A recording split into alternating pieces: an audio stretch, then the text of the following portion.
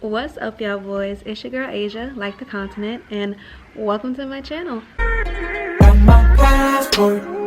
I've been searching, I've been working to get out this town. Country hopping, baby. If you're new here, I make weekly videos covering my new life here in London, England. Cheerio, even though this wasn't tea, but you know. Next week, I start uni. Hey. Ooh. I was like, well, since school starts next week, I'm getting into like academia mode. I figured now would be a good time, and also because students that are in their last year or second to last year of high school or primary school here in the UK are gearing up to write their personal statements and get into kind of what's going to be that next step in their academic career if, you know, they decide to go kind of the secondary education route. So I figured I would share some writing tips in terms of how to formulate your personal statement. My personal statement got me into the London School of Economics. I have been a research analyst consultant as well as writing a plethora of presentations and things like that since I was an undergraduate. So pretty sure know how to write a paper or two. I'm gonna share my tips with you guys on how to write a bomb-ass personal statement. So this is my surefire way and kind of general rule of thumb on how to write a compelling and engaging personal statement. So if you want to know more about that, stay tuned to the entirety of this video. So first things first, what you want to do is think about your why.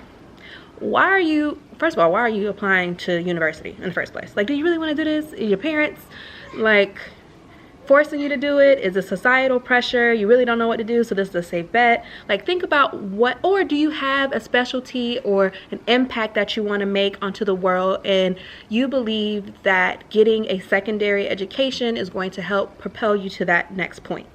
If whatever your reason is, think about that, write it down. I am going to be sharing notes from my journal on kind of like my rough drafts on how to get to this point and what I did to get to the point for writing my personal statement. I will be upfront with you guys. It took me 8 drafts. So this isn't something that is going to be like, I can get this done over the weekend. If you're good like that and you're like, you know, Ernest Hemingway with your writing, then by all means. But if you are not, I would advise you to start early in your process, really formulating and thinking about why you are writing your personal statement, what you exactly want your audience and your readers to understand about you, learn more about you, that isn't going to be kind of in your face when you submit your resume or your CV. Your personal statement is your story, so you want to make it personal because it's in the title. And when you're writing a story or telling a story, you never want to bore your audience. You have to think about, one, who your audience is, 2, what you're trying to either persuade or explain or describe to your audience. So figuring out what pathway you're taking with your writing style, and then telling about yourself and your experiences or your struggles or your obstacles or just why you want to do this in general. So in any story, typically, rule of thumb, you want to have 5 paragraphs. You already know the deal. You've been doing this since grade school. But first paragraph is the introduction, the hook. Your second through 4th paragraphs are your body, and then the 5th, hopefully not the 6th, but if you get to a 6th, cool. Your 5th or your 6th is your conclusion. Breaking down the paragraphs. Your first paragraph should be your why, your motivation, yourself, how you connect to the course. How do you connect to your course of study? So for me, it's organizational psychology. So I told the story on how I got to the decision point of wanting to even get another master's, because I already have my MBA. So it was, for me, it was, why am I doing this? Why am I here? Why am I here? Why are you here? Why you read my paper? Boom. Your second paragraph is your technical interest, the specialty or the degree field that you are seeking admittance in. So for me, again, that was organizational psychology, human behavioralist background, my psychology background, my business background, and all of my backgrounds. That is what the second paragraph is. Your first paragraph is your motivation, your why, and kind of sort of tying that into your second paragraph, which is your technical interest and kind of that realm of what the specialty is going to be. Third is going to be explaining your future academic goals. This is a great time to do some research, especially if you're watching this video and you're thinking about going into a master's program or master's or a doctoral program. A lot of them are research based. This isn't just a general knowledge thing. You need to be able to demonstrate to your audience that you are capable of doing research, thinking critically. And then the fourth paragraph is your long and short-term goals post-degree. So you never, in any situation, you never just want to be a take. You want to demonstrate what you're going to give back to your university, to your community, to your cohort, to the whatever. In academia especially, and again, this is thinking about your audience. You are entering into an academic space, a space where traditionally people are devoting their careers and their lives to the world of academics. They're devoting their time and their acumen to a particular field of study that they have a passion or a somewhat interest in. So you want to show that you're not just going to be a student that's just going to take up space in the classroom. Like, you want to be a person that is going to get your hands dirty, quote unquote, or be a scholar practitioner is what I like to call it. So not only are you a person that is getting your academic merits, but you're also a person that is willing to do the research, do the work, and you are going to give back into the community at large that you are going to be immersed in. That is what paragraph 4 is. And then finally, paragraph 5 is really your conclusion.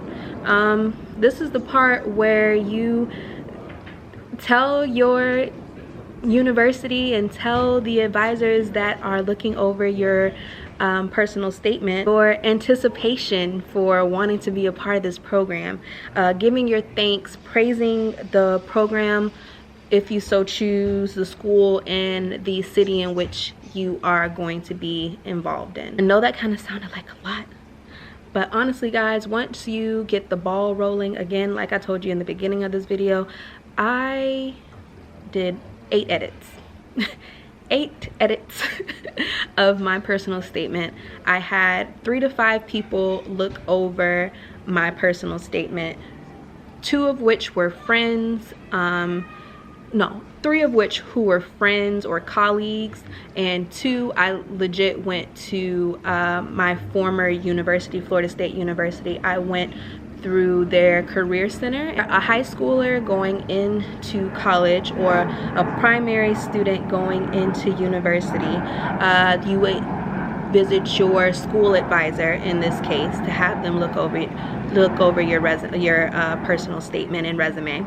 Or if you are currently in undergraduate and seeking admission into a graduate or a doctoral program, you can go to your career center or academic advisory center and have someone from there look over your personal statement as well, and it's free.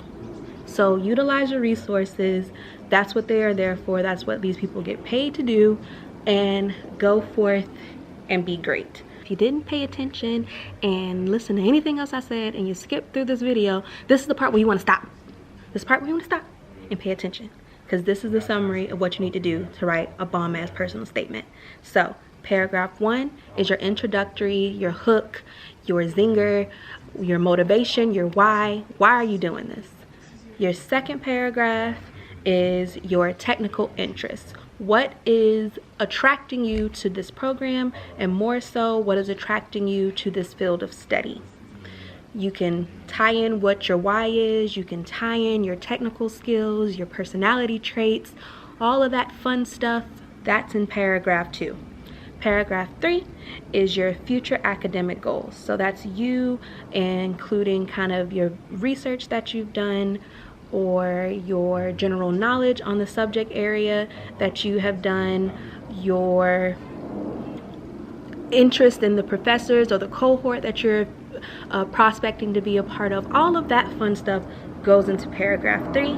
Paragraph 4 is your long and short-term goals post degree. So this is kind of like thereafter, like you're already thinking, I'm in this program, we cooking with grease right now. This is what paragraph 4 is about. What are you going to do short-term, long-term after you have finished your time at this university or college? And finally, paragraph 5, you're wrapping it all up in a nice pretty little bow, and you're giving your conclusion. You're saying your thank yous, you're shaking hands, kissing babies, and you are showcasing to the review board and the university on why they need you in particular here at that particular university or college. That is all that I have for y'all boys. I hope this video was informative and educational and you took something away. If you like this video, give it a thumbs up.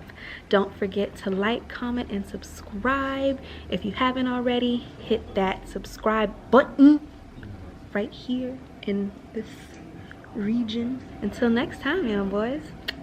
Peace. Got my passport. I've been searching, I've been working to get out this town. Country hopping, baby.